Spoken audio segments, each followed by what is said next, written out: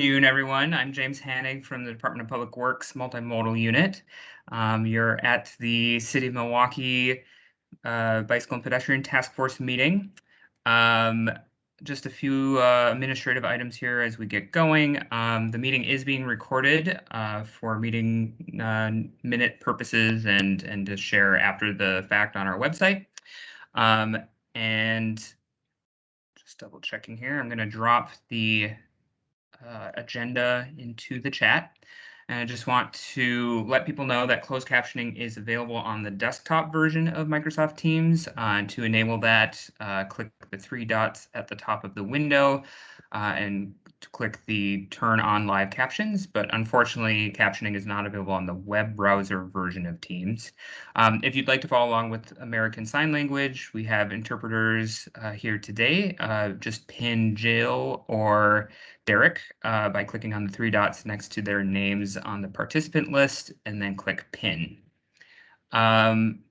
I'd also just ask people please remain muted, and if you would like to ask a question or participate, please just raise your hand or type into the chat and we'll make sure to call on you.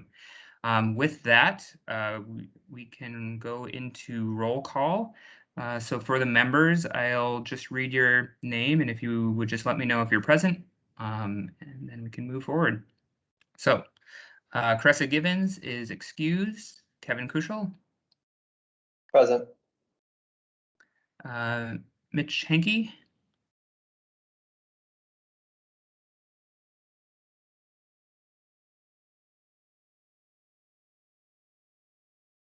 Well, I see him there.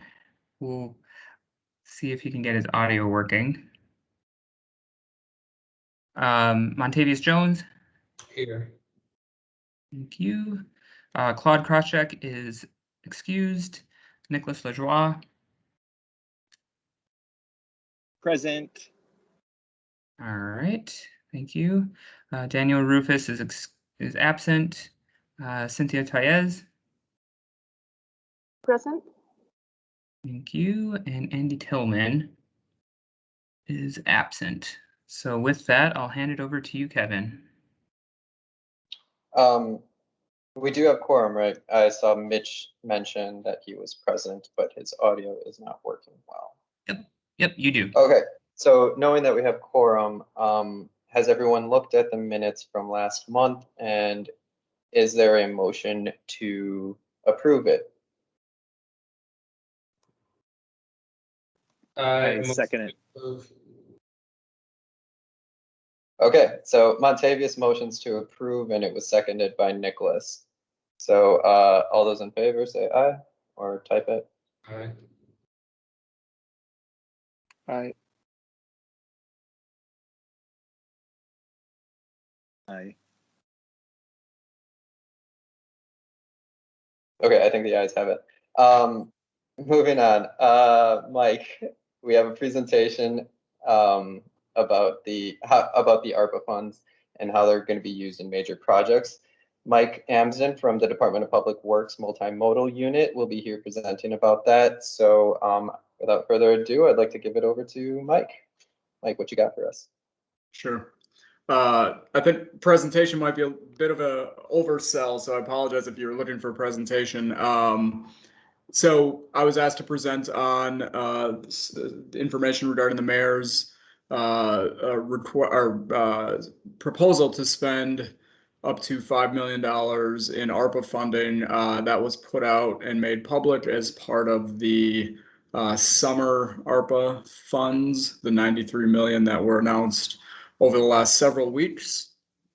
Since they were announced, as I'm sure many of you know, Common Council has decided to wait until September until hearing any files on the ARPA funding through the Finance and Personnel Committees. So there is no official expenditure. There's no official money earmarked towards any project at this point because of that.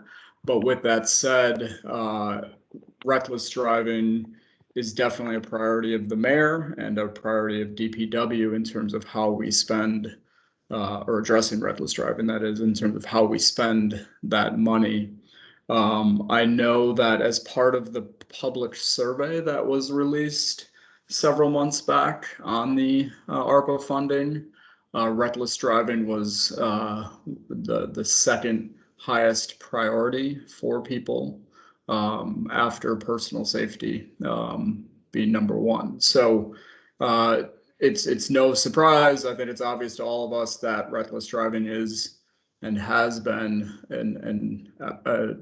a major epidemic here in Milwaukee, even before the COVID-19 pandemic, and reckless driving continues to be so. So what we're, we don't have much detail at this point because nothing is finalized, but what we've proposed is to use up to, as currently proposed, about $5 million per year, which is a pretty substantial amount of money that would come directly to the city. That means we would have a lot of flexibility in how that money is spent. It would not be administered through the state or the federal government, so we can use it more quickly. We can be more nimble with it. We can use design guidance that we feel is most appropriate in the city. So our thought at this point is that that money would be kind of split up in kind of three different ways. One way kind of addressing busier streets, collector, arterial, kind of, streets, main streets, streets with a lot of destinations on them, with both, full concrete build out of things like refuge island, pedestrian refuge islands, curb extensions, restriping the street, crosswalk improvements, signal improvements, so more capital intensive type projects. Another portion of that funds would go towards what we now call our rapid implementation improvements. So using interim, relatively quick and flexible materials, just knowing that there's capacity issues in terms of both design, but also construction right now around what we can actually do quickly. So we can't expect to build out miles and miles of reconstructed streets, but we can more quickly put out things like flexible delineators, planters, jersey barriers, things like that to address things like speeding and passing on the right. So a portion of that funds would go towards those rapid implementation improvements. And then last, we're also looking to implement some of the recommendations and using the prioritization model in the Safe Routes to School plan to install traffic calming near schools and parks. It's interesting how the data show most crashes and severity of crashes occur on busier streets, which to a lot of people here probably is not a surprise. But when you talk to residents and people trying to play or walk or ride a bike in their neighborhoods, speeding on residential streets and the number of complaints we get is a big issue as well. So there's the data side and then there's the perception side. So we know that we want to make walking and biking to school a better option for kids. So to address some of those concerns that we receive on a regular basis on residential streets, we want to start implementing some traffic calming measures near schools and parks, which most often fall in neighborhoods. Again, nothing is final. We don't have the money in hand. At this point, Common Council is listening to their own listening to their own constituents, working to identify priorities that they have. I believe I'm relatively confident that reckless driving is a priority for just about everyone in the city, including Common Council members. So fingers crossed this money will remain, but that's not a given at this point. So I would say if it's important to you, it always helps to show your Common Council members that you support that allocation of funds to address reckless driving. So that's kind of what I have. I'll open it up to questions. And it looks like there's a couple. I don't know, James, Yeah, do you have looks like- questions? Yep, it looks like Mitch was first. Sorry, I did not mean to raise my hand. All right, false alarm. Kevin, I think you were next. I did mean to raise my hand. When we say $5 million that would be coming into the city, do we mean $5 million would be coming into the city to all city departments, or that we would share evenly, or $5 million would be going to DPW specifically? I'm talking specifically about the allocation to DPW through the ARPA funds, the American Rescue. That's American Rescue Plan, I should say, for people who do not know. Right. So then when we're saying that those $5 million are going to possibly, right, we're dealing in the realm of possibilities here. If those $5 million are going to, and you've detailed what we would be using them for, which sounds like it would be in line with a lot of what the pedestrian plan and the bike plan have called for already, in addition to many of the city plans that are currently in place. When we're talking about that, in addition to us as individual citizens advocating for that money to be going directly towards reckless driving, what else can we be doing as a body to ensure that DPW does get these funds so that we can address at a design level the reckless driving that's happening in the city? I mean, honestly, I think just knowing that it's in the mayor's plan at this point means it's in DPW's plan. I mean, so we fully intend to use that money and get that money. But with that said, it does need to go through Common Council. So at this point, the number one thing would be to send letters of support to your Common Council members that you support that allocation of funds. You could also just, it wouldn't hurt to send a letter to the mayor saying you support that use of funds as well. All right, Kevin, unless you had more, and you can always have more, I think next up was Paul. Hello, everybody. It's okay for a guest to speak at the committee meeting? Absolutely, please. Thank you. Depends on what you say.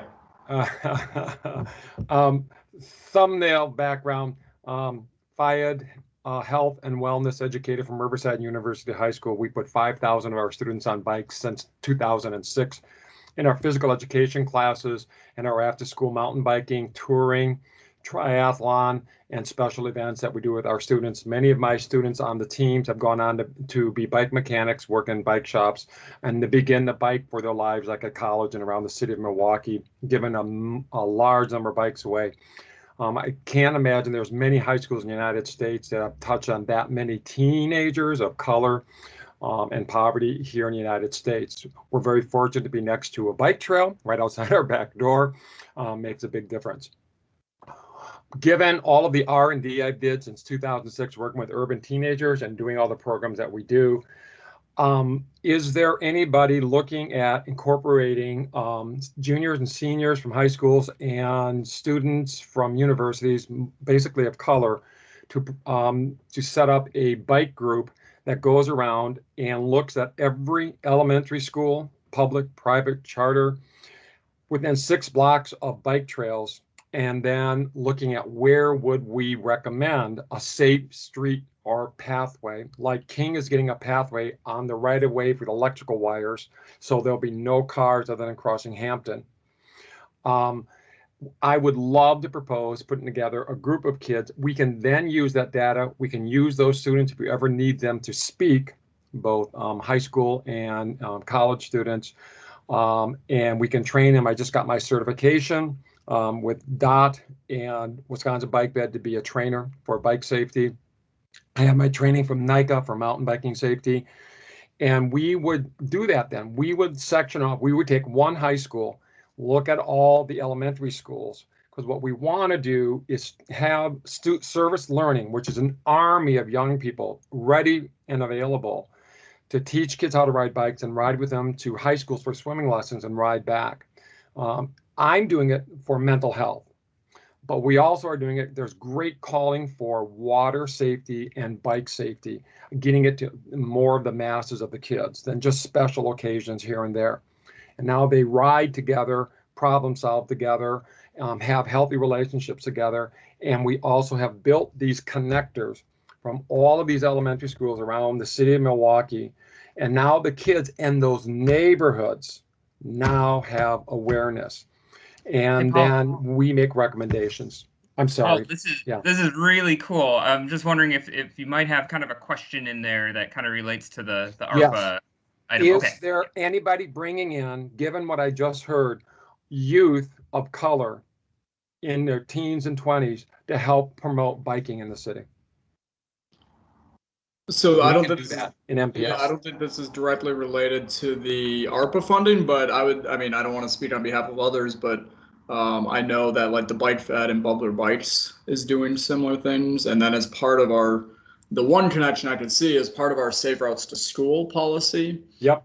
we have started to, we've created a model where we work directly with the Bike Fed, but then also the students and the faculty of each school to identify safety improvements. So I could see a connection there, and I think it's probably worth connecting offline and discussing kind of what you've done and what you're thinking a little bit more, for sure. Yeah, thank you. And then if you ever need young people to come to speak at a meeting of the city, we'll get our student government organizations there. Could you share your email address if you haven't already with James Hannig? Yep. Yeah. Yep. We have it, and I'll definitely follow up with you and make the connection, Paul. Thank you. Thank you, everybody. Appreciate all you do.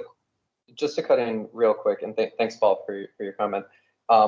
Mike does have to exit at 5, so if we can get the questions to him directly, and then we can continue the discussion, because as I understand it, the policy item will not take as much time. So just wanted to throw that out there.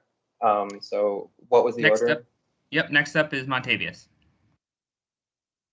Hey, Mike, thanks for being here tonight.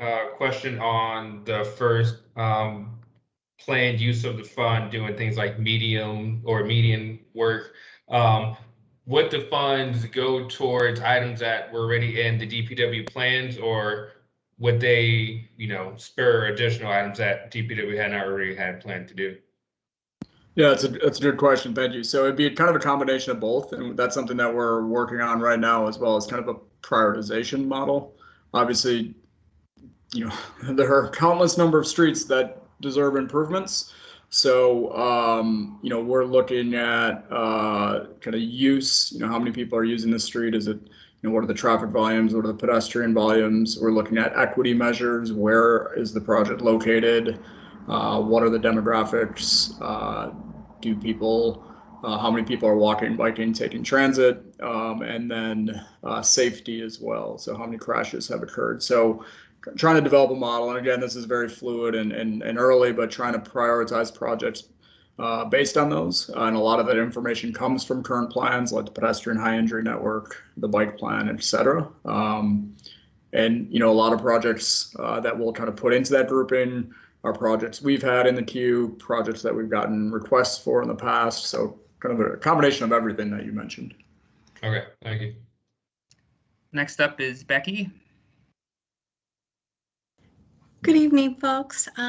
So Mike, as part of safety, are we looking also on improvements for safety for our citizens that are wheelchair users and white cane users, specifically relating to curb cuts that are in poor condition? I can think of one curb cut that I had previously sent a video on where an individual almost tipped over in their wheelchair trying to negotiate it, and it actually is right in front of City Hall, which is on Market and Kilbourne, that corner, the north corner by Zeidler Building. And it's actually an individual that's looking to be involved on this task force that almost tipped over out of their wheelchair from trying to negotiate that. So I just want to know if that safety concerns are being looked at as part of that work as well.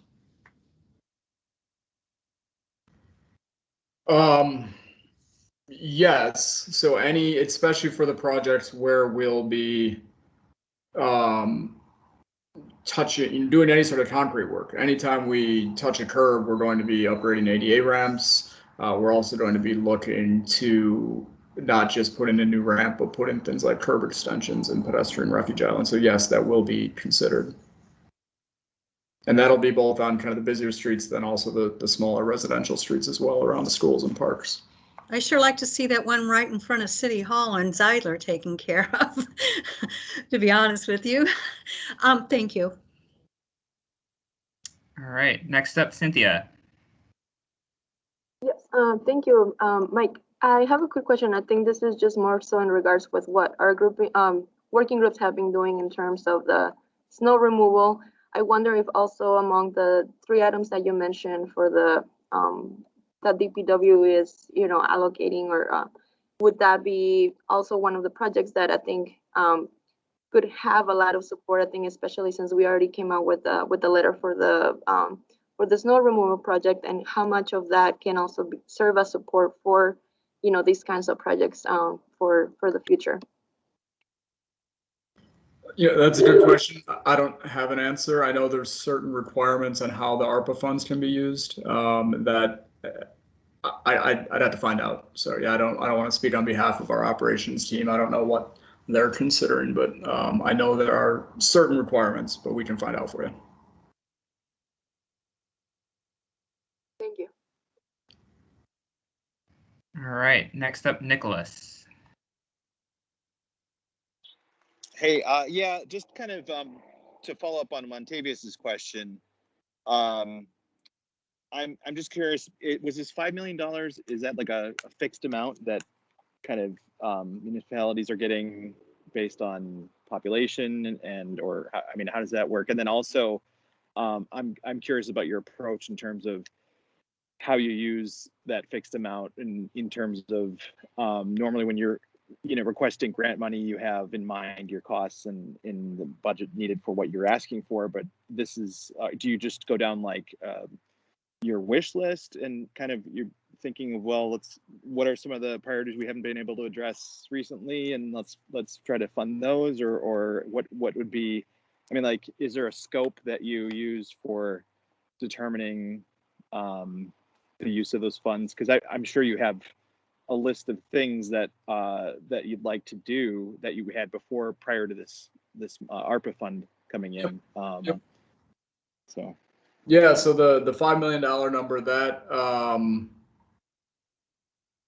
that came from well, so no, it's not a set dollar amount. The city of Milwaukee received, I believe, $393 million from the federal government through the American Rescue Plan, and every municipality received a different amount based on population and perhaps some other factors.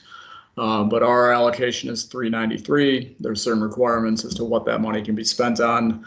The mayor put out a $93 million summer plan, which again has been held until September at least. But so of the $93 million, it's all available, online, I believe, or the mayor was talking about it at press events. DCD has requests, the health department has requests, the police department. So it's all split up between various city departments. So each department's getting certain amounts of money. I don't know what that is. Each department put in their own requests to meet the requirements of the funding. So that $5 million, it kind of, it fell in with this larger pot of money throughout the city.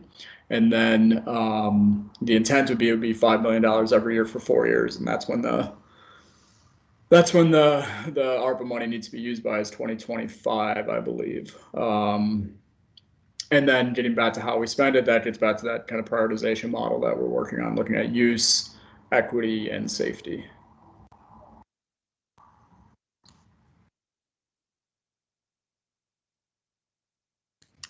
Are there any other questions that people want to ask? Otherwise, I could just briefly summarize a couple things in the chat.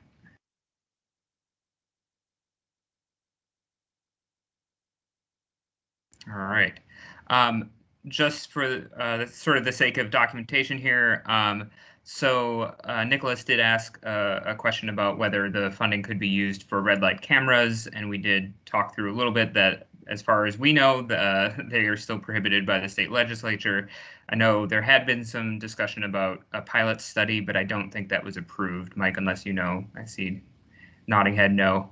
And then Brian asked a question about how long the temporary posts typically last. And, I just summarized that it really depends on the conditions of a particular street. The busier streets with faster motor vehicle speeds typically have to be replaced somewhere in the neighborhood of every 2 to 3 months. But we do have some locations where the original installations are still in place. And then Jake noted that we should not let Milwaukee Police Department get a single dime. It's ridiculous that they're already getting enough money from our current budget. And what would they even ask for? More overtime? Sorry, sort of off topic, but for bike ped, but related to ARPA and better not be used for more enforcement. So, Mike, thank you for your time. Unless there are any final questions or comments. Cool. Well, thank you all. Stay tuned. You'll be definitely hearing more through August and September. Thanks, Mike, for your time and your explanations here. I'm sure we might have more comments and questions to talk to you about in the future. So, if we do want to have a discussion on this, I would encourage us to do so, but let's do that near the end to make sure that we can get through the other groups first. What's the next one? The next one was me, right? Yep, so membership and bylaws working group. So we'll do those items first. If we do want to discuss this, I would like to host that discussion, see if the bike ped task force can actually do something about this and maybe writing letters of support for this, for DPW to receive those $5 million. We should discuss that, but let's do that at the end. So for the membership and bylaws meeting, we unfortunately did not have it. However, I did meet with both Kathy and James, Kathy from LRB and James Hennig, our wonderful guy here who helps run these meetings. So in the discussion that I had with Kathy, we discussed what are the pros and cons, basically, of the bike ped task force continuing on as a task force or changing into a committee. So before we talk about that, let's talk about what a committee would be. So a committee would actually have more oversight, but it can be overseen more. So we would get annual reports. We would go, and these annual reports would go into a communication file. And so the really good thing about that is, like, once a year, every one of our meeting minutes and stuff, we can all put all the documents into that one file. So if anyone is aware of Legistar, you can use Legistar. It's open to everyone. So Legistar would have all of this information in one file, so it's all neatly organized and everything. And it's easier to find, and as I mentioned, there is public access to it. So the minutes would be on Legistar, and it's easy to keep track of.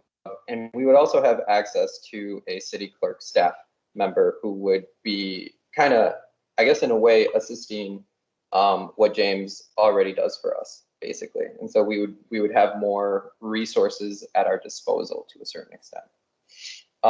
In order to become a committee, and I had meant to attach the draft legislation to this meeting, but I will be following up with an email to show what the draft legislation for becoming a committee would mean. We would create this legislation, and basically the way that I see this moving forward would, if we do decide to do that, would be that the membership and bylaws committee work group would work on the legislation, present it to the bike ped task force as a whole, and see if we liked it, and if we didn't like it, we would continue working on it. Onboarding committee members, we would kind of do a sort of staggered start so that eventually, like, the terms would, so that we would define the terms, and then we would have continuity through staggered start. And like some members would be assigned for 1 year, others for 2 years, and another for 3 years, and then after that we would just start our cycle. So one of the more existential questions that would come from becoming a committee, the way that I see it, would be, like, what would be our how would we differentiate ourselves from the Complete Streets Committee? And I think we kind of already have seen that in this meeting even. We are open to the public, and we would continue to do so if we put that in our draft legislation. If we wanted to be a little bit more restrictive in things, we can have the draft legislation, and we can create bylaws that would govern us. And the bylaws would basically create a sort of structure that that we would follow.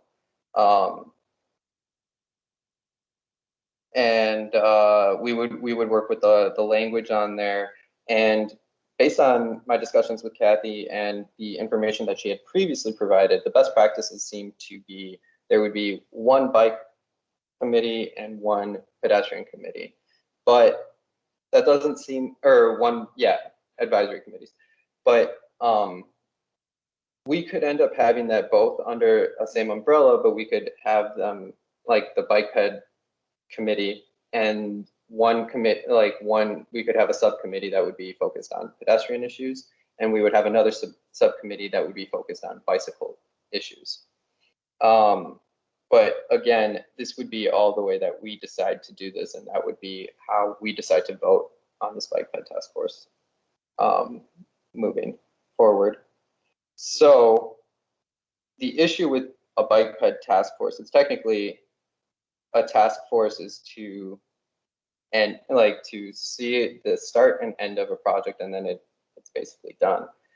The bike ped task force was initially started to implement the recommendations from the bicycle plan, the city of Milwaukee's bicycle plan. I think we could continue and make the argument that we are continuing the project implementations for the pedestrian plan as well now, as that just came out not too long ago, and there are still project recommendations that have not yet been implemented.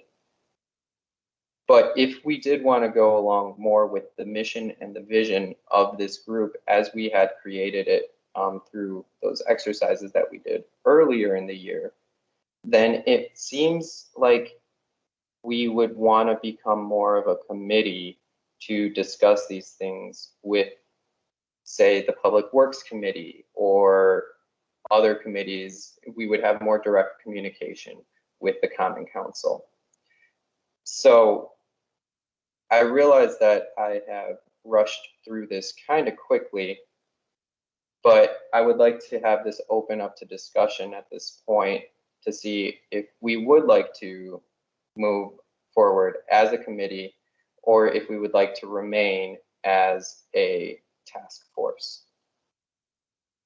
So I see that Nicholas, yep. Nicholas, you was first. Oh wait, I'm sorry. Yeah, Montavious. Sorry, Nicholas popped up on my screen. But yes, Montavious. Yes, thanks, sir. Thanks for all your work on this, Kevin. Is anyone on this call on the Complete Streets Committee? Okay. Nope. I think Caressa would be technically the only one. Okay, I'm looking at the website right now, and it doesn't seem that they have any members on it. So I'm confused, like, is that a functioning work group? I'm asking this question because it's related to, kind of related to what we do. So I want to see, like, you know, would there be redundancies in us being a committee and them being committee? But right now it doesn't seem like they do anything, at least from Legistar. I think that would be a good good item to discuss with Caressa. She is both part of this group and part of the Complete Streets Committee. I think it might also cause issues with the Complete Streets Committee, because I think the reason that Caressa is on the Complete Streets Committee is because she's the chair of this group. Yeah, I can just briefly say, because I don't want to take up too much time, is that the Complete Streets Committee has not met since before the pandemic, and there have been quite a few changes to I guess the members, and a lot of those are members by position. So whether they're a department head or a designated like representative of a department that the department head made. So I think, you know, with the 2020 Complete Streets annual report coming out soon, there will probably be some questions about when that group may meet next, and inviting who those new members are. But I think this is a great time for the task force to be asking this question of like, how do they relate and what do you cover differently or similarly? And for the record, Mike Amsden and Kate Reardon staff the Complete Streets Committee for the city. Okay, thank you. Montavious, unless you have other questions, then I think Nicholas was next. Nope, I'm good. Okay. Hey, thanks. Yeah, I have a question about the idea of that, Kevin, you said about separating the issues, bike and pedestrian, into different committees. Is that what you said? And I think that would be not a great, personally, if that's what if we're suggesting, I don't think that would necessarily be a great strategy. I think it's better if we keep bike and pedestrian advocacy in the same group. I think we're stronger having those two together rather than splitting them up into two different committees. And then I think we also had talked about, and yeah, I'm sorry, I couldn't get into the meeting that we had online for the membership group, but I think we had talked about prior to that the idea of having something like an active transport name to it. I don't know if there was any further discussion on that, but my 2 cents are to keep bike and ped together and not split those into two. Yeah, and I'm sorry I did cause confusion with the way I described it. The way that we would do it, the way that I'm visualizing this would be, there would be the Bike Ped Task Force Committee, name to be decided in the future. But under that, we could have a subcommittee that would be a pedestrian subcommittee and focused on the pedestrian issues, and the bicycle subcommittee that would be focused on more biking issues. Those two subcommittees would be part of the greater Bike Ped Task Force Advisory Committee, name to be decided. Does that clarify that a little bit? Yeah, I guess so. That's a little bit better. I'm not really sure that. So what would the purpose of having a subcommittee just for pedestrian issues and a subcommittee just for bike issues? Like, what would the advantage to that be? I mean, I guess for me, I see most of the members of the group have,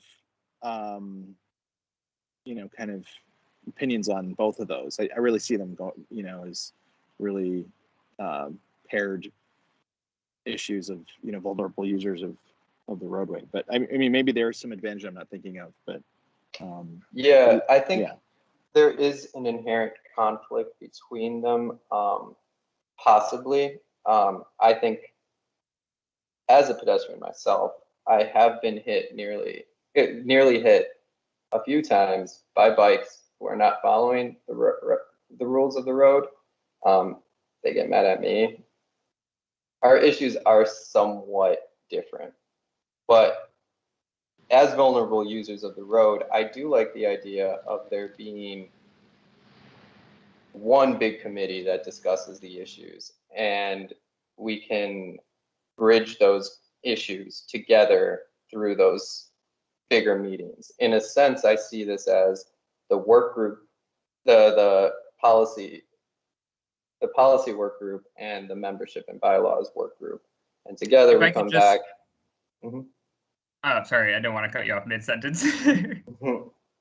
Well, I see it as like those two work groups coming together in the bigger Bike Ped Task Force meeting, and we discuss our things. They are somewhat different, and there are some conflicts that exist between pedestrian issues and bicycling issues.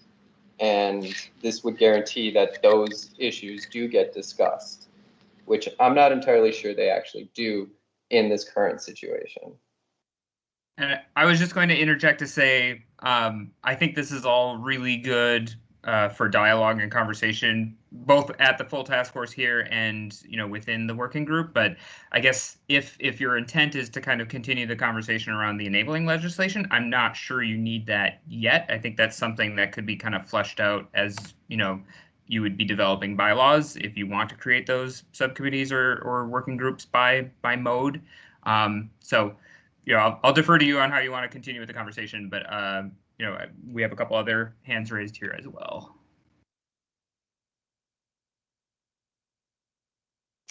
Yeah, let's continue with the rest of the conversation, and if we'd have more time at the end, we can discuss this further. Also, Nicholas and I are on the same work group, and we can discuss it further at that point. Montavious, I see, also commented on that and has an opinion on that. So we can also discuss that in the work group as well, if we'd like to discuss further whether these groups should be separated or if not. So let's continue with. I'm okay with that. I'm okay with that. Okay. I didn't want to, get us off on a different topic, but I just thought that was something that you had mentioned. So no, absolutely. Glad to talk about it later.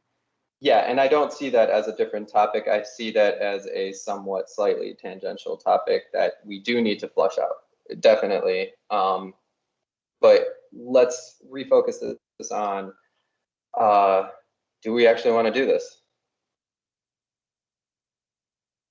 So Nicholas, unless you had other thoughts, I did see Kathy had her hand raised, but she brought it down. Do you have anything, Kathy? Actually, I was just going to make a comment about the difference between the having a bike task force and a pedestrian task force. When Kevin and I had our conversation, it really wasn't to suggest that we do that. It was just in my research, I found that some municipalities found that to be a best practice, that they had better results when there were two separate committees, because the issues that that face the two groups are slightly different, and people who get involved in these issues often do have a bias towards one mode over the other. And I'm not saying that in a bad way, but that's just that's how people come at it.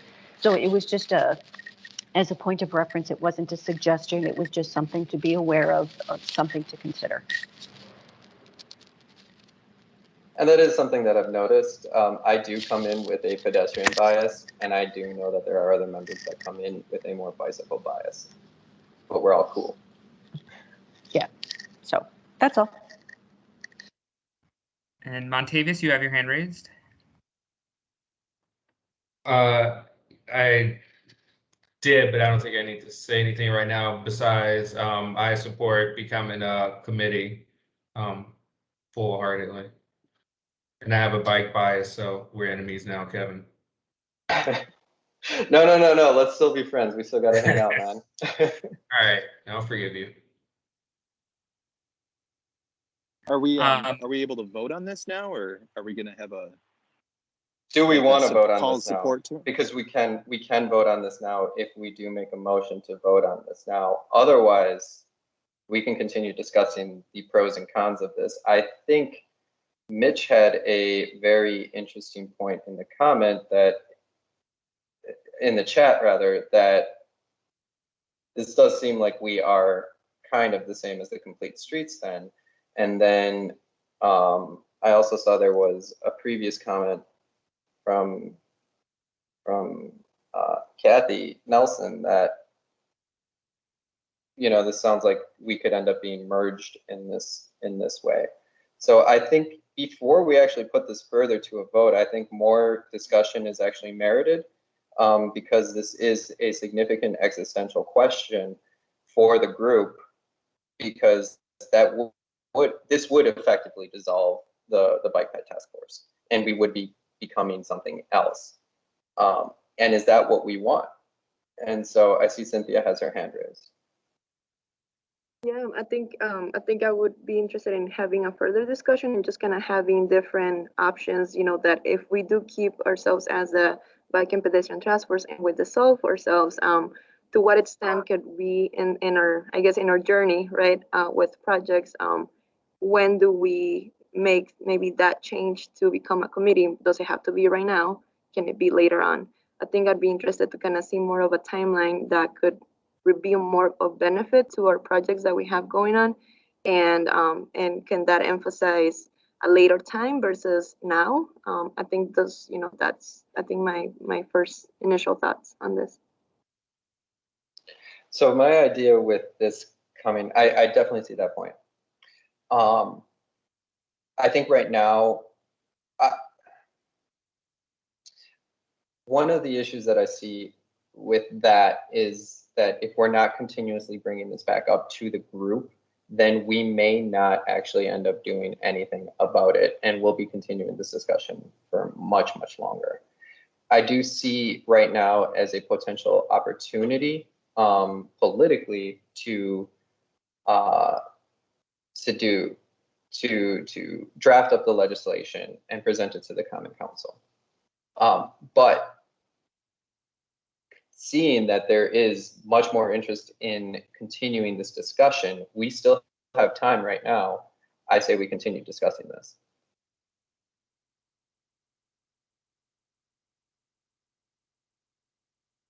Yes, Nicholas.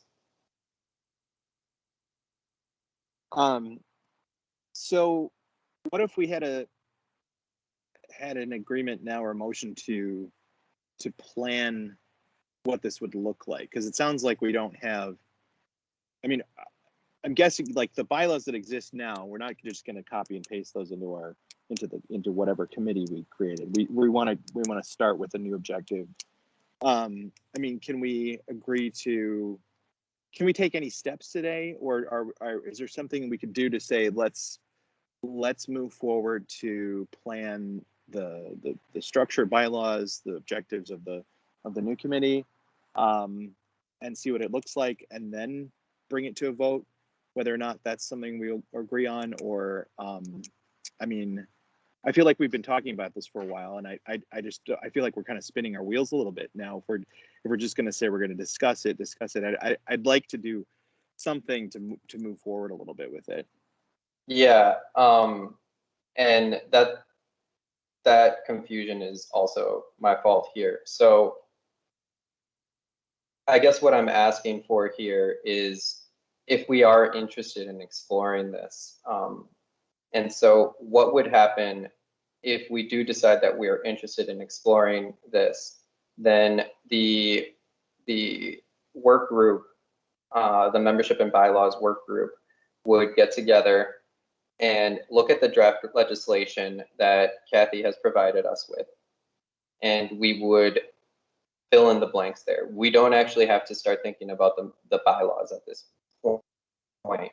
The bylaws would be kind of our skeleton in the way that we're formed, in the way that we run, but the legislation would actually make us the committee. And so the enabling legislation is what the subcommittee, not the subcommittee, but the work group would be looking at and filling it out and then bringing it back to the bigger group, the group here today, hopefully with more members, and next month. And then if we decide that we want to move forward with the legislation that the work group has created, then we would at that point. So I'm sorry that I've given that impression, and I realize that I've given the impression that this is something that we have to decide today, which is kind of shocking. This isn't something that we have to decide today, but this is something that I'd like to explore, that I'd like us to think about if we want to explore further. Do we want to continue as the Bike Ped Task Force, or are we interested in moving forward as an advisory committee instead? Can we And motion to I vote appreciate on? that. Yeah, I'm just wondering if there's something we could decide today. Is there? Yes. I mean, could we? Because I think if we just kick it to the next meeting, then we need to have a plan between now and then of what that's, when are we going to vote on it? Let's have a plan on our deadline when we're going to decide this, because I think we've been just pushing it along, and it's August now. So I think, if we don't have to decide it today, but I think, can we decide on a day that we do decide it? Yeah, no, okay, let me lay down the timeline here. Right now, what I'm asking is, are we interested in looking at that draft legislation and looking at becoming a committee? That is what we can decide on today. If we are no longer interested in that, totally okay. And we'll continue as the bike ped task force as is right now. And we'll continue looking at the bylaws and seeing how we can update them, make them more relevant, etc. However, I think based on what our mission and vision is, I think the way that we would actually accomplish what we have decided is our mission and our vision is becoming an advisory committee to the Common Council. We can decide how that looks. That would come through the legislation, the enabling legislation that would create us as an advisory committee, name to be decided. And then we would create our own bylaws that would be our structure. If that is something that we're interested in doing, then I would entertain a motion to create that legislation. That legislation will be presented at the next Bike Ped Task Force meeting in September. At that point, the Bike Ped Task Force can decide to vote on this legislation, decide to edit that legislation, or decide to reject that legislation. And Mitch has made such a motion in the chat. All right. I also see that Becky and Montavious have their hands raised. I do not know which order that happened. If you would like Becky to. first. Okay, so Becky and then Montavious, and then I would entertain a motion and a second. Well, I think for what we're considering right now, one, if we want to become a committee, I think that's the main thing. I'm just going to put my 2 cents in. Maybe this is a little too early to get into this, considering what's been proposed right now, as far as having 2 separate committees, one for pedestrians and one for bicycling. I think that both, in considering that, what is the mission and vision? And if they overlap, do you really need 2 separate committees? If you go into Legistar and look at how many committees there are and some of the work that overlaps and how, you've got redundant work, why? And I just feel that even though some of us may have more of an inclination to be more concerned about pedestrian aspects of it and others bicycles, I just think that there is common ground there, safety on the streets, period. And so that's my 2 cents worth. Thank you, Becky. And I think Montavious was next. Yes. So I want to be clear about the timeline. Today we'll decide if next meeting we will have a draft legislation ready to go and we can vote on that legislation, whether to accept it, deny it, or edit it. Yeah, that's correct. So it seems a little bit, it's a way to prepare ourselves to if we want to continue this way, or if we're interested in exploring how to do it a separate way. Okay.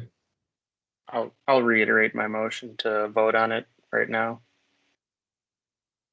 And I I'll also second that. want to, I also want to say that, we've been spinning our wheels on this for a while now, so I will not vote to approve anything that is not having a piece of legislation before this body next time that we can vote on. No more talking about it. So I heard a motion from Mitch. I did not hear a second, although that may have happened. That was me. I seconded it. Nick You seconded it. Okay, so just to be clear, there is a motion for us to present legislation next week that would dissolve the Bike Ped Task Force and create a sort of Bike Ped Advisory Committee, which can include scooters or other active forms of transportation, depending on how we decide. That is the motion that's in front of us, and I would like to take roll. All right, so go through the list. Carissa absent. Kevin Kuchel. Aye. Mitch Hankey. Aye. I see one in the chat. I apologize. Cynthia. Aye. Nicholas. Aye. Claude. Absent.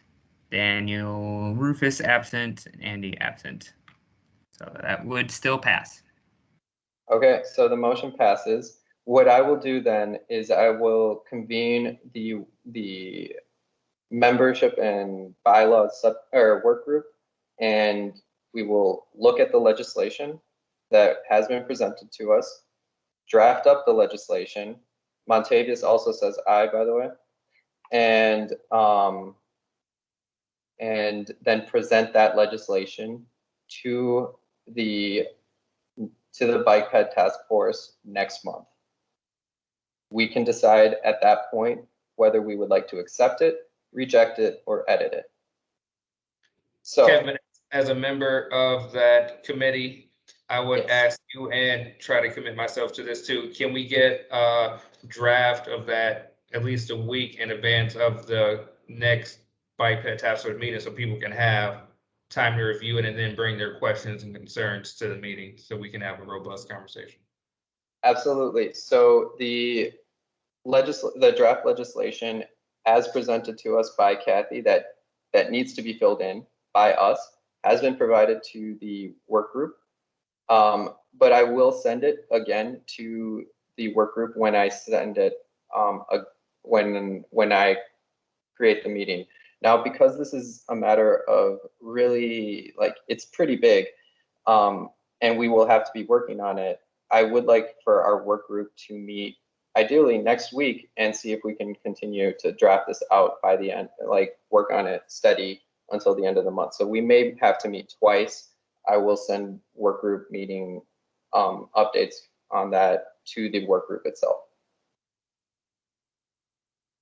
So, but I got my thumbs up.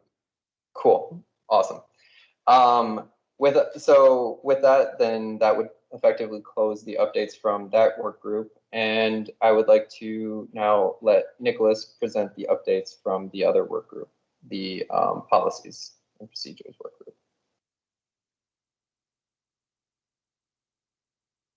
Okay, thank you. I do not have as nearly as much, we don't have to discuss on this group, but I'll give you a rundown of kind of update of what we've had since our last meeting.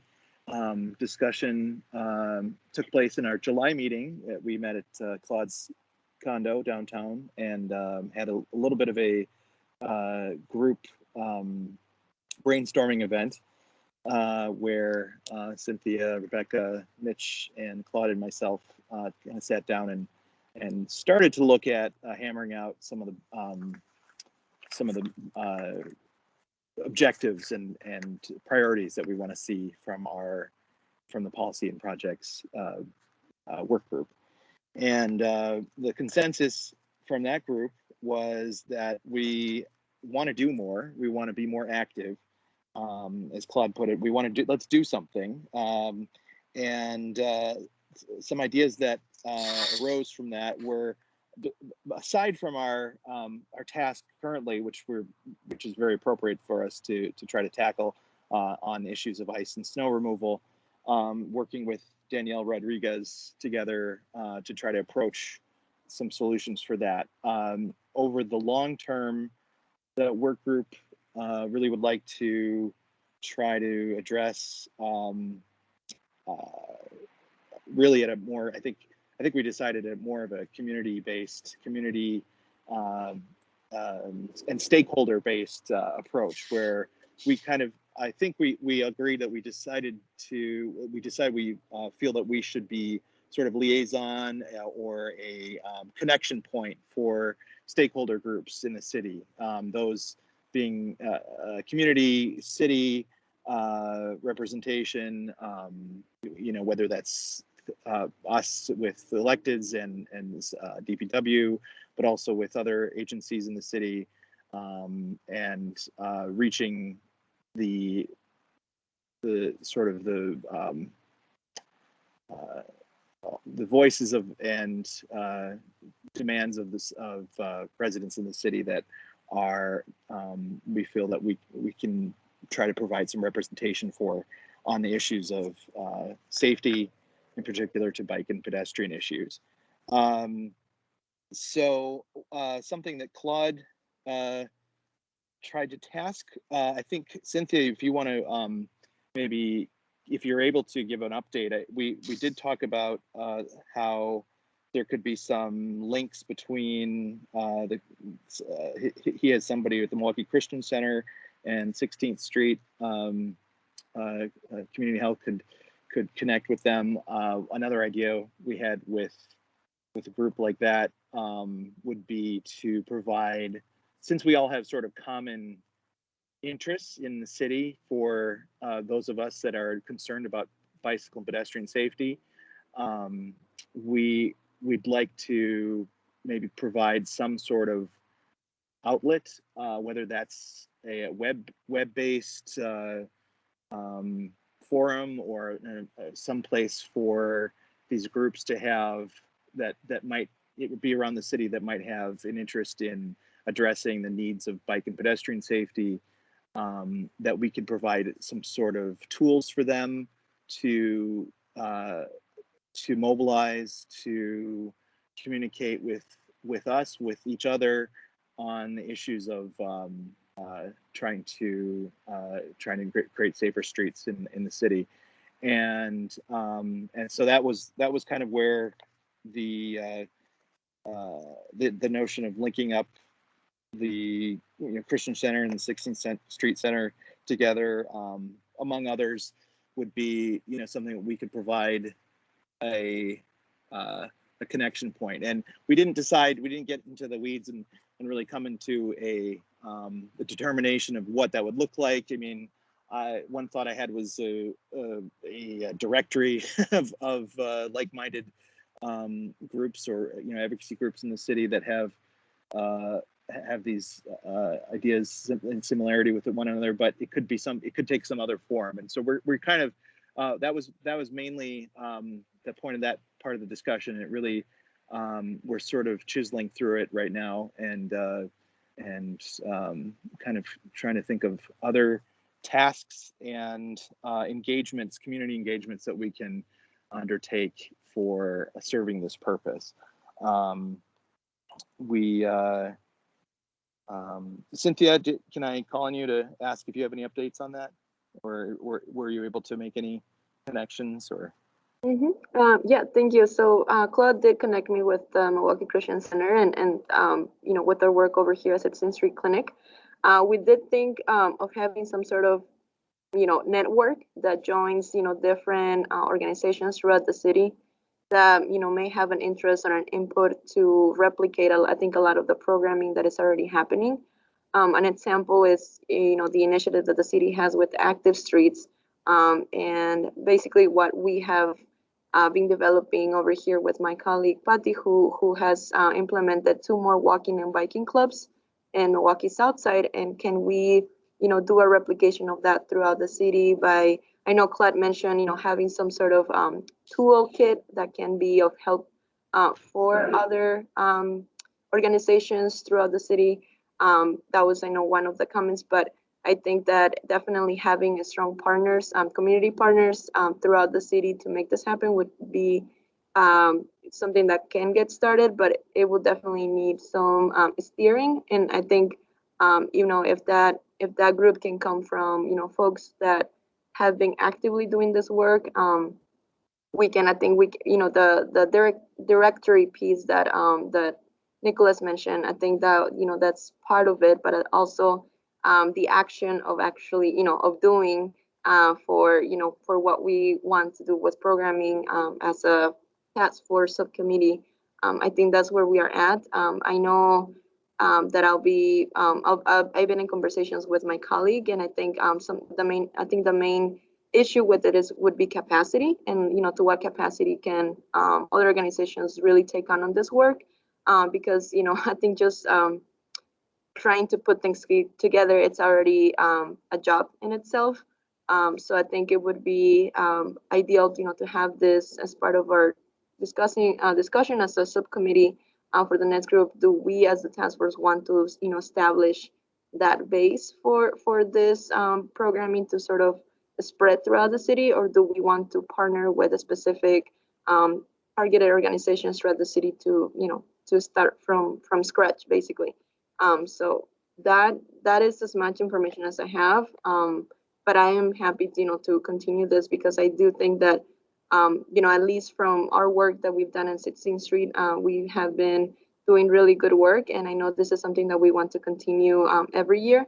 I think the only downside of that is that we focus primarily in the summer months, which is, on a yearly base, but can we expand this throughout, fall, winter? And I think that that's our challenge there in terms of how much, do we want to see this kind of work happen throughout the city, throughout the months, especially, as winter comes and in the other seasons. So. Thank you. That's that's I think it would be this first connection that we're trying for, that Claude has suggested that you're working on. I think could provide us a good kind of learning for ourselves in terms of how to make these mutual collaborations work. So I think we want to try to learn from that too. And another idea that came up from that discussion that I didn't mention was the power that we have, or the access that we have as the task force, being different from, let's say, another organization that has these interests in mind, would be that we have the kind of the weight of the city, somewhat the power of the analytics from city studies that are available to us, that we potentially could make some asks from departments in the city for a little bit weightier arguments to be made for some of these changes. So and hopefully we can do that with some fluidity with these groups to provide them with that access too. And some idea could be that surveys, for instance, could come from this, that could be community surveys, stakeholder surveys of sorts, that would be on, they could be on a citywide level, or they could be just regional within the city, but they, with the ability of the city potentially in our committee to turn those into analytics that we could then really mobilize something to reach at a more political level when it's needed. And so that was something that we kind of discussed too, is that we have that advantage as this group in terms of our connection to the official city departments. Not that we're we have carte blanche or anything like that, or any kind of budget, so to speak, but that we do have we have to look at and see where we have potentials for different and special sort of abilities as this group, and that we might not have if we were just not connected or anything to the city itself. So so that was another point. Then we are inviting Danielle Rodriguez to our August 10th meeting, and hoping to get started with her to try to plan for the next few times that she's able to join us, or however many times she's able to how much time she's able to give us to try to work on the snow and ice removal issues of the city. So that's pretty much what we have from that meeting. And I don't know if there's any other discussion or questions anybody has, but go ahead and open it up.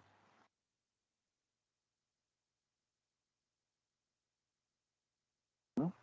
Doesn't look like it. Anybody? No? I'm happy to hand it back over to you, Kevin or James or whoever wants to take it.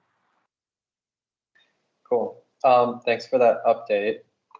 So I'm going to go on to item number 6 just right away, just an update on community meetings and events.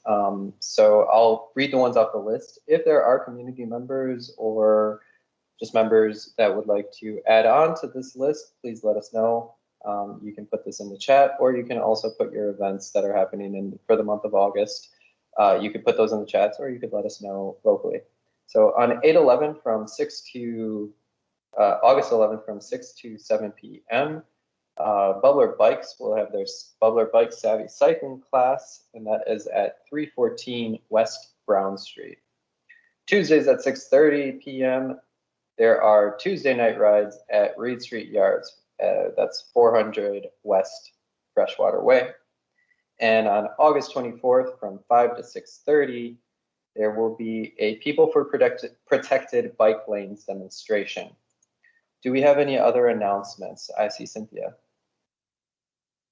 Yes, we just finalized one of our art projects for the active streets on Washington Street in the south side. We did some stenciling from 7th to 12th Street on Washington. And we are actually, on Friday, we'll be having two of the artists doing the first ever mural on the south side on the crosswalk over on Washington and Cesar Chavez on the west side of the street. So folks are invited to come and take a look. There is an unveiling that is hoped to happen on the 18th of August. So I will be forwarding invitations, but anybody's welcome to see the artists come, paint on Friday. We'll be here from 7 to noon. So please bring some water. I'm just kidding, no, but please make sure to come check us out if you have time. And like I said, I'll send forward the invitation to you all, but that's there's a lot of happening. And also there's a few other murals that just got unveiled over on Cesar Chavez Drive. So feel free to, have a, walk through the neighborhood and take some photos. That's all. Thank you. That sounds awesome. Thank you for sharing that. It's actually really cool. Anyone else?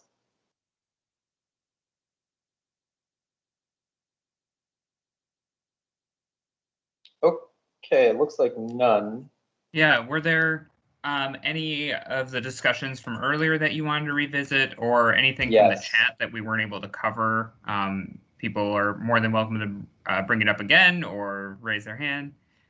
Yes, let's go back to the ARPA funds. So we discussed, what was suggested was us personally, individuals, to contact our alders to make sure that those ARPA funds are being used and allocated to DPW. We could also, as a committee or as a bike ped task force group, write up a letter and send that to both the Common Council and specifically the mayor, encouraging them to allocate those funds for DPW if we so choose. Do we want to have a discussion on that? I would remind everyone that the Common Council is not meeting this month, so there is time for us to draft up this stuff. So my understanding was that the money was already allocated to those different departments. Is that not the case? Or? That is not the case. They still have to vote on it. In fact, the survey is still open. If you have not taken the survey, please take that survey. Can you post it? Yeah, give me just a second. I'll find it real quick. I think that would be a good idea. Yeah. Relatively simple letter of support. I'd be specific though. I mean, obviously from Mike's description, like, you kind of get a sense of what, the mayor's proposal or ask is, but if there are, if you have strong feelings on the distribution of those, or want to make sure that it's voiced, like what the task force's kind of stance is, I would definitely be specific. This is Jake Newborn with the Bike Fed. I have a quick question regarding that. Mike kind of outlined, addressing busy streets, rapid implementation, traffic calming.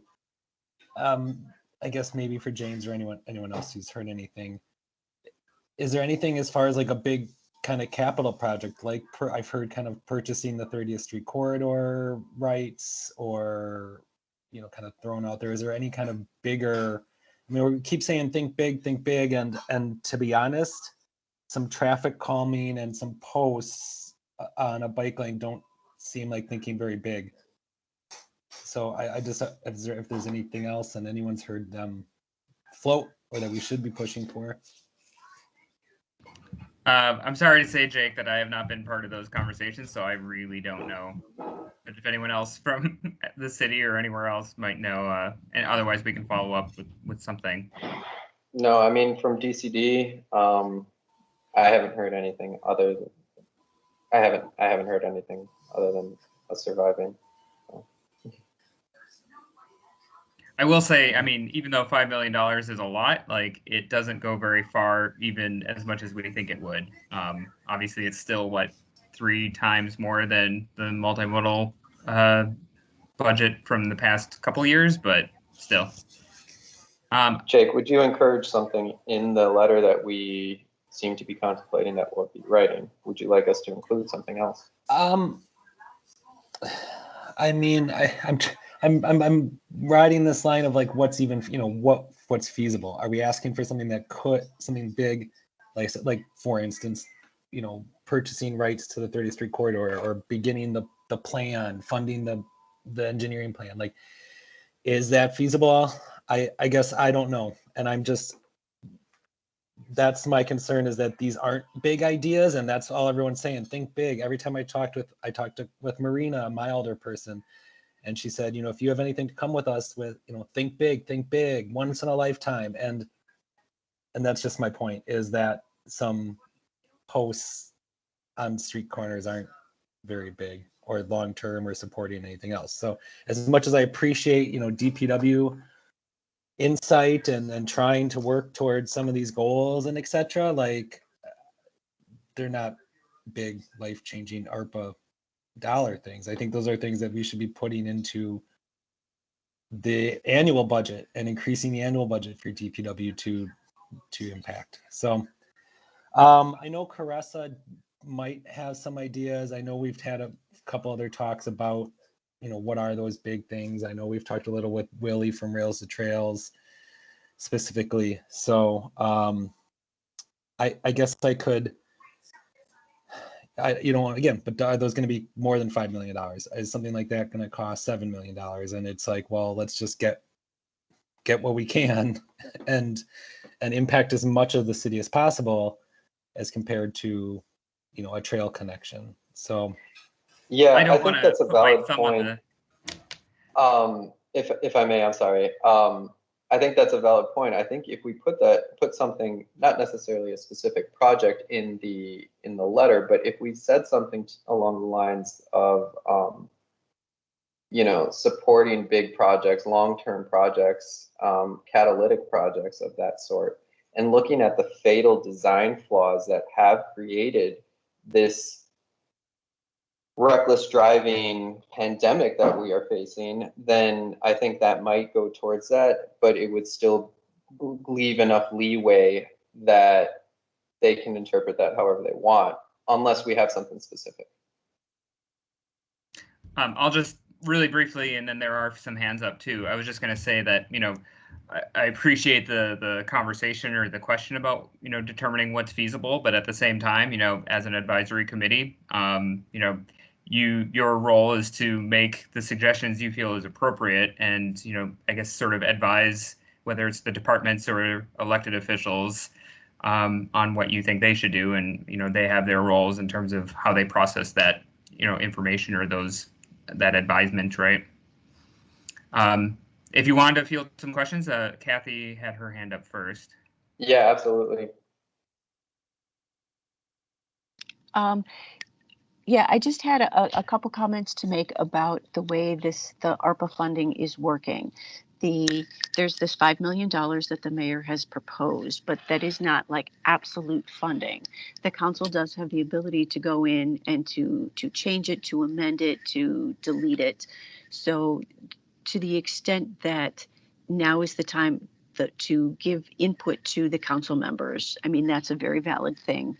Listening to some of the comments about what we might want to do in terms of big projects, I don't want to say urge caution, but some of the projects like the 30th Street corridor, those sorts of projects might be more appropriately paid for with the infrastructure money that we're hoping to get. Again, that's not a done deal, but trying to not only decide what we want to spend money on, but making sure that we're aligning the source of the money with the actual project, because there are specific uses that you can use ARPA money for. And again, if we have like great big infrastructure projects, that we might get a bigger bang for our buck if we would hold off until the infrastructure bill actually passes and then try to use some of that money. But I would definitely reach out to the alders and say specifically what you want to do, and suggest different dollar amounts, because those dollar amounts are not fixed. The purposes are not fixed. The whole process is really kind of in flux at the moment. So now is the time to make your input.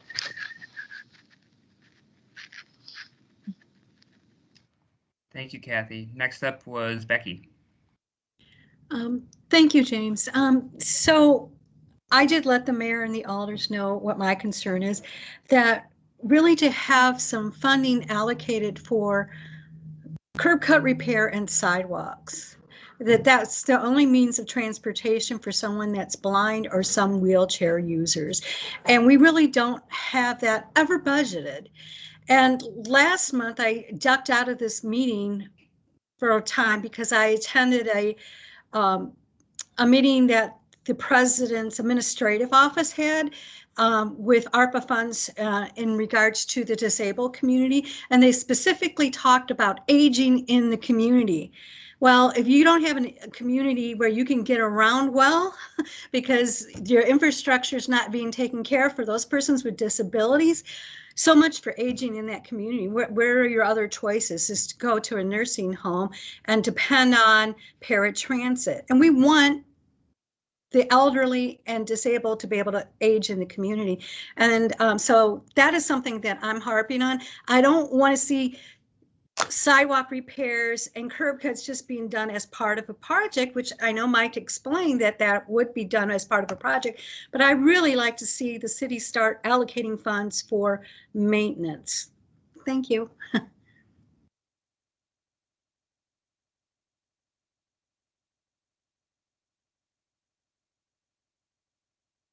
Thanks, Becky. Next up was Nicholas. Nicholas, yeah.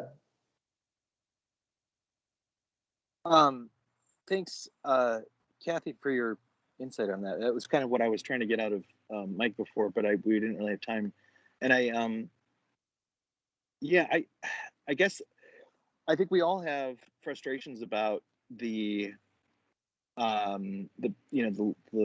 cuts that are made and projects, big projects that we want to see that are eliminated or don't happen because of lack of funding. And as much as I'd like to see a lot of these things happen too, citywide protected bike lanes and major impactful projects, I guess $5 million isn't really a lot, and I don't know that, to me, I feel like I'm glad to talk to the alders myself, and I think we should all do that. But I think if we're going to craft a letter as a group and have an opinion that we'd like to share with them, I think something, instead of pointing out all the the missing gaps that we've seen through the years that haven't been funded, is there something that we can point to that would provide a more sustainable, effective, long-term impact on creating safer streets in Milwaukee? And what could that be? Could this funding go toward a new position in the city, or is there a somebody that we could that DPW could use for this, that would be provide them a tool for getting even more grant money or getting more projects that we want to see done, finished? I guess I'm just wondering, what do we want to put in this letter to the alders, or what do we want to have as our group priority for for the use of this, other than saying, you know, the police department doesn't need to have any extra funding, because they're really not. I think we're in agreement about that. So I mean, you know, I guess I'm just sort of free thinking on this, but I wonder what sort of really effective use of this funding could be for our, you know, our objective of trying to help city streets be safer for everyone. So yeah, that's those are all really good points. I'm wondering who would be the one writing this for our group. I also see that Paul mentioned that, suggested that we could work with MKE Rec, MPS schools, and high school student government organizations, mountain bike teams, to ask them to do writing campaigns as well. But then what I'm hearing from Nicholas is, what is the ask then?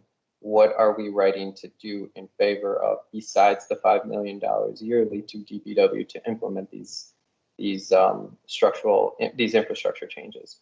So is this something that, the way that I'm thinking about this, it seems like this is something that could be done by the policies work group. This does seem to be in line with that, where the policies work group could draft up a letter and then maybe partner even with Paul, it's depending on how you guys decide to do it, and then present that letter to us at the next Bike Ped Task Force meeting. That's yeah, the way that I think see it, but I definitely want to talk about this, but we do only have 1 minute left, so what do we decide?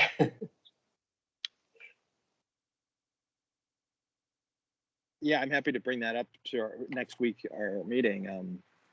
But like you said, we're short on time, not just in this meeting, but in terms of getting a, you know, set of recommendations or our opinion as a group out. So, well, I think that's part of the reason why I think this could be useful for a smaller group, because decisions can be made quicker. And then once that decision has been made, then it can be presented to us, or we can even email the letter like we did with previous letters. We could email the letter to the members after it's been drafted, and we can suggest those changes. Does that work for people? Okay, so if that's the case, is the policies work group subcommittee the one that should be assigned this task to write it? I don't think it would go with the membership and bylaws work group. Okay, so then at the next policies work group meeting, if the policy work group meeting could discuss the writing and the drafting of this letter, that would be great. We will do that, and I'll tell you before that, I can send out an email to this entire group and everyone that's not here too, to weigh in a framework for that. If there's any opinions or anything that wants to be included, that those of you that are on the call that are or aren't would like to share, I'll send out a an email with you know, questionnaire on that, if that works. Yeah, that's fantastic. Thank you. And then also I would like to remind, if I'm not mistaken, work groups are designed that way so that the public can attend those meetings. So if you are interested in joining that group, I see that Paul has his email in there if he is interested. Nicholas, would you mind adding him to the invite, and maybe he could attend the meeting as well? If there are no further discussions, we are at time, and I would like to respect that. So I would entertain a motion to end the meeting, to adjourn.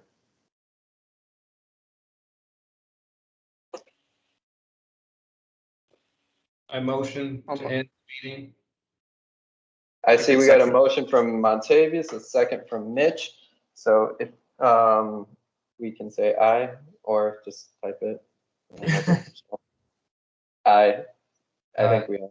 Okay, the meeting's adjourned. Right, cool. Thanks. Thank you, everyone. This was productive. I appreciate it. Thanks, everyone. Thank you. Thank you, James.